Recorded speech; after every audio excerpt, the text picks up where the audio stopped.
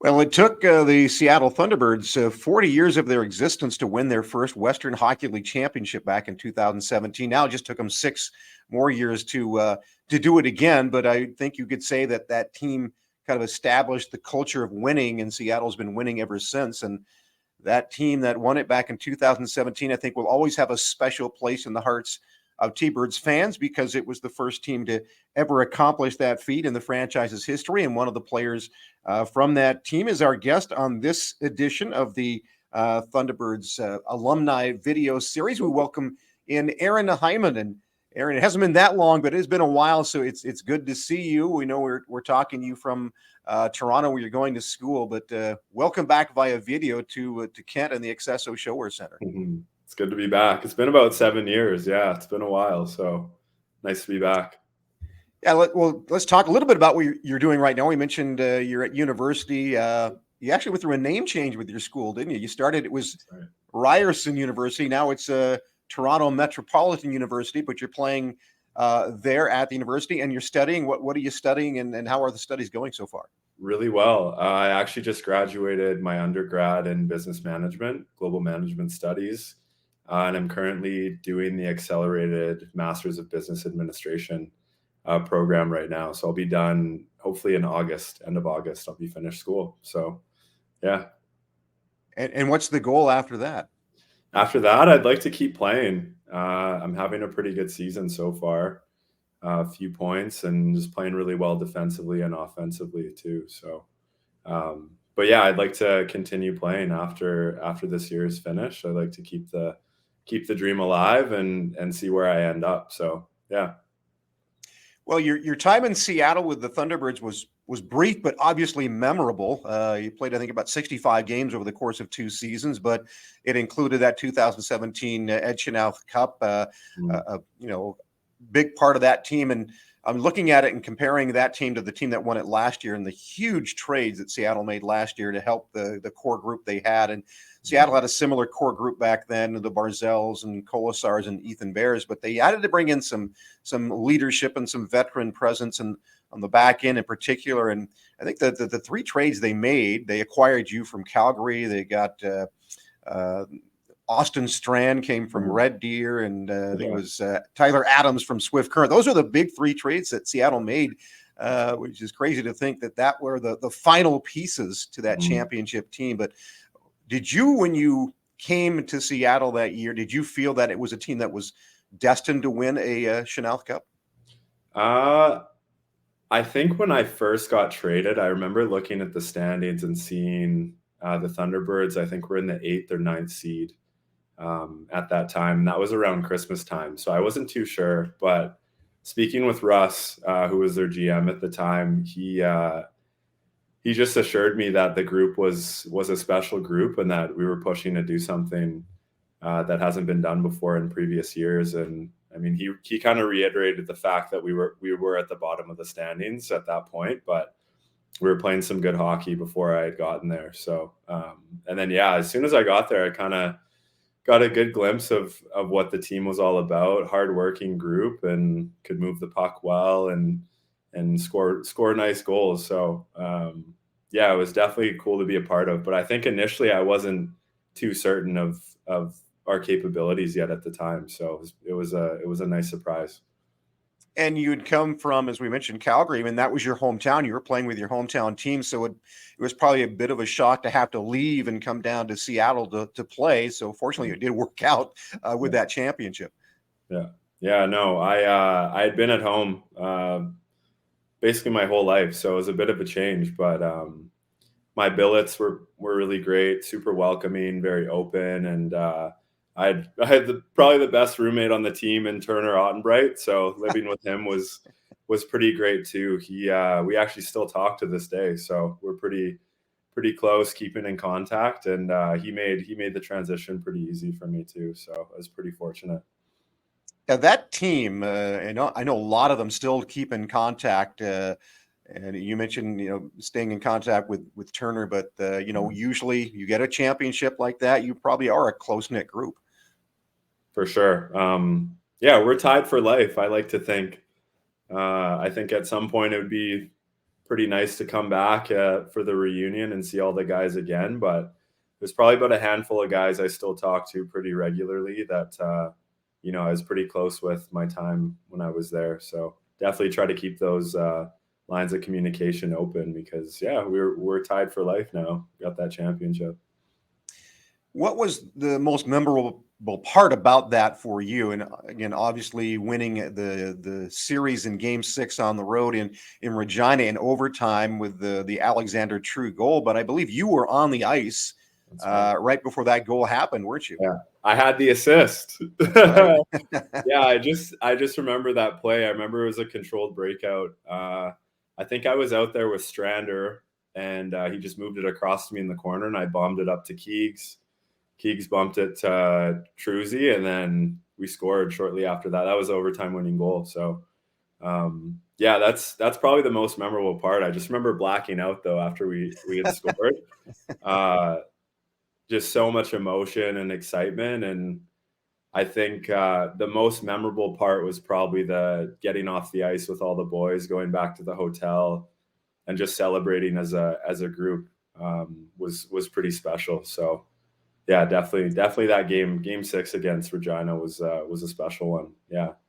I would probably, and I don't have any statistic to back it up, but would think among Thunderbird fans, even after winning again last spring, that goal that won it in overtime may be the most viewed goal in T-Bird history. And as you mentioned, it started behind the net with you. So you have a piece of Thunderbirds lore that you're a part of. And obviously the banners are hanging here in the building in Kent. So you're a part of it in that regard as well.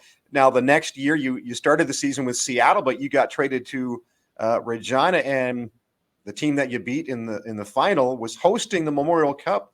So you got to play in back-to-back Memorial Cups. Yeah, it was pretty special. I think knowing that you're going to a team that's getting to host, you kind of understand that you get a second crack at it. I think with Seattle, we didn't have the greatest showing. We were pretty banged up from the playoffs, and it was a quick turnaround to that tournament. So, it was nice to get a second chance at it, and you make it all the way to the finals, and we ended up losing to Katie Bathurst in the championship game. I can't remember what the score was. I think it was 4-2, but we still lost it. So it was tough. We had lost against Swift Current too in Game 7. That was a tight-knit series, and they ended up winning the league that year. So you never know. If you win that Game 7, could have been us too. So, but yeah, it was really cool. Definitely a unique experience. I don't think many guys get to say that they got to attend or play in back-to-back Memorial Cups, and let alone making it to the championship game was pretty special too. So. And then your career in the Western Hockey League finished up. You were dealt then back into the U.S. division with the Tri-City Americans. So was it a bit strange to come back and play against your former team as often as you did once you got back in the division with Tri-City? Yeah, definitely. It was weird. That first game back at the ShoWare Center was a bit odd. You're used to being on the other side of it.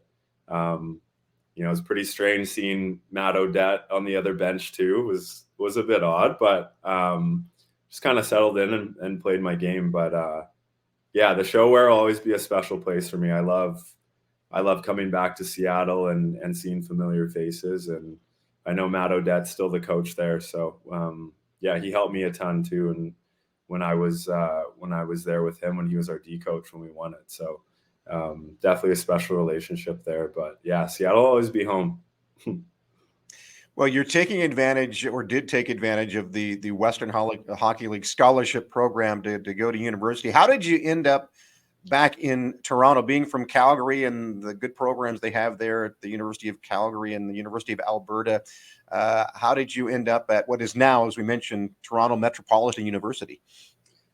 Yeah, I think Toronto has always been a city I've been very curious about in the past. And I think being from a smaller city in Calgary, I think I was ready to kind of experience something new. I think my time in Seattle had really opened my eyes to other things outside of hockey as well, with it being such a big city. I think Toronto, ever since I was 16, I've always kind of been curious about that this city, and I had the opportunity to come here, so I took it and haven't looked back since. And it's been a pretty great experience so far. It's kind of sad to say it's almost over my schooling, but I've really enjoyed it and have made the most of it. Now, you did get a couple of games, I believe, in the American Hockey League after you finished up with Tri-City in your Western Hockey League career. So you got a bit of a taste of what professional hockey is about. You mentioned you want to continue playing after you're done there at the university. What did you learn? A couple of games, I think you were playing with Kalamazoo at the AHL level, about what it takes to be a pro. Yeah, I was 21 at the time, so I just aged out of the Western Hockey League, and I just remember playing those games and kind of having this feeling that I wasn't quite ready yet. I felt like I wasn't quite strong enough to be playing against guys that were that much significantly older than I was. I was playing against 28, 29, sometimes 30-year-old men, and I'm just a 21-year-old kid. So, yeah, I just had this understanding that I needed a bit more time to develop and get stronger. Even though I am such a big guy, I think these 5 years I've really been able to get stronger and kind of fine tune the little details of my game. So I think now more than ever, I think I'm ready. But definitely that initial jump into it showed me that there's still a ways to go, I would say. Yeah.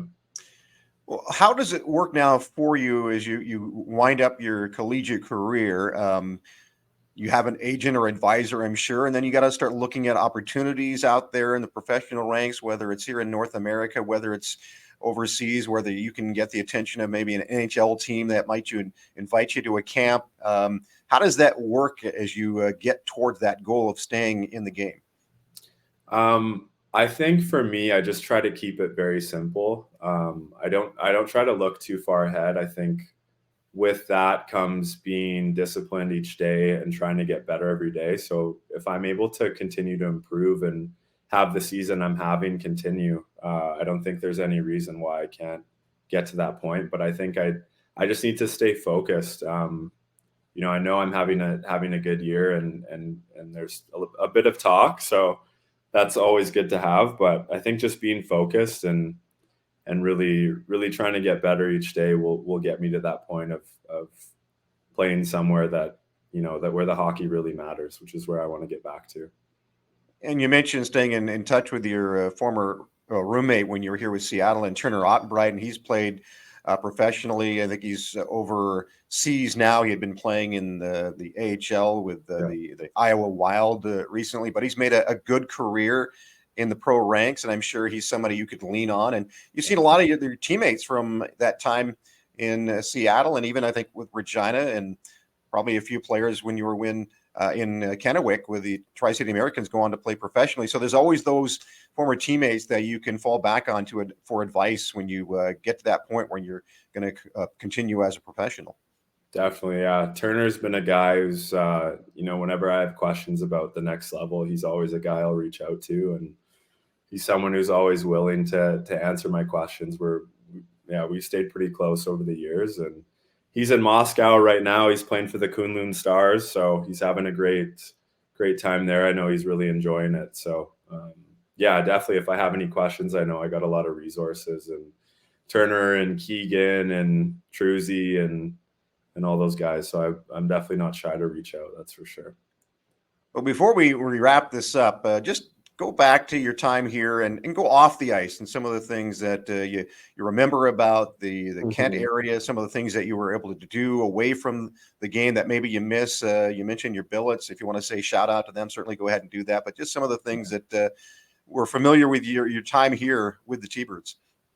Yeah, I think the really special moments were, a lot of them were at the rink, but a lot of special moments were made, even just going to see a movie with some of the guys, or going for sushi after practice, or Chipotle, or anything like that, where you're really just bonding with the guys. We had a really tight knit group. So made it really special. But yeah, shout out Lisa Hillard. She was my billet mom. Lovely lady, lovely family. I had a really great experience with them, being my first time away from home. She really took care of me, and and Turner too. So it was really, really great environment to kind of grow and become a man. Well, as we mentioned, you were part of that 2017 Western Hockey League Championship, the first time in franchise history that had been accomplished. And the team has continued that success, and you were part of that group that kind of set that culture of winning here with the Thunderbirds, and they've won it again since. And do you follow the team since? Did you follow them in their journey to the Memorial Cup last spring? I didn't actually. No, I've been so bogged down with school and trying to get all my classes done and hockey that I actually haven't had a chance to. But I still keep my eyes open. I still follow the team's Twitter page, so here and there I'll see little updates, but not religiously. I can't say no. Well, that's understandable. Most of the conversations I'm having in this alumni series are with players who is well past their time with Seattle. You're the most recent. They talked to Smitty, who was the year before you as well. But Nice. most of them have families now, and they're Crazy. doing other things. You're still involved in school and Yeah. looking forward to your pro career. So a lot of your life is ahead of you, and hopefully a good professional career. But as we said, you'll always be part of that first Western Hockey League Championship by the T-Birds, part of history. It's hanging. The banners got your the rafters got one of your banners up there. So a great acquisition was made, kind of under the radar, but as you mentioned, on the ice for that game-winning overtime goal against Regina. Continued success this season with your play at university with Toronto Metropolitan, and we hopefully will see your name on a roster, a pro roster next season as well. But Aaron, really appreciate your time joining us here, and good luck going forward. And again, don't be a stranger. It's kind of tough, I'm sure, right now to get back to Seattle, but if you have the opportunity, certainly come on through. Definitely. Would love to see you guys again. Thanks, Tom. Really appreciate it. That again is Aaron Hyman, defenseman on the T-Birds 2017 Western Hockey League Championship team. And we invite you, as always, to continue following our video series with former alumni. And we'll see who's coming up next.